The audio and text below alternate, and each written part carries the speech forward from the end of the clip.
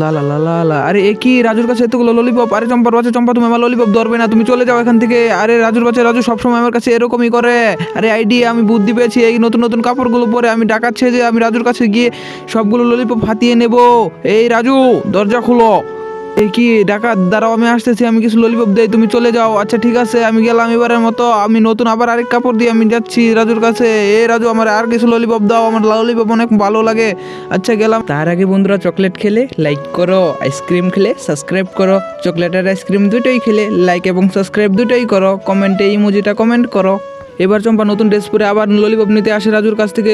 রাজু এবারও ললিপপ দিয়ে দেয়, তারপর আবারও আসে ললিপপ নিতে, এবারও রাজুর ললিপপ দিয়ে দেয়। এখন এবার আবারও আসে ললিপপ নিতে, এবারও রাজু ললিপপ দিয়ে দেয়। তারপর এবার রাজুর চেতে মেতে সবগুলো ললিপপ একসাথে দিয়ে দেয়।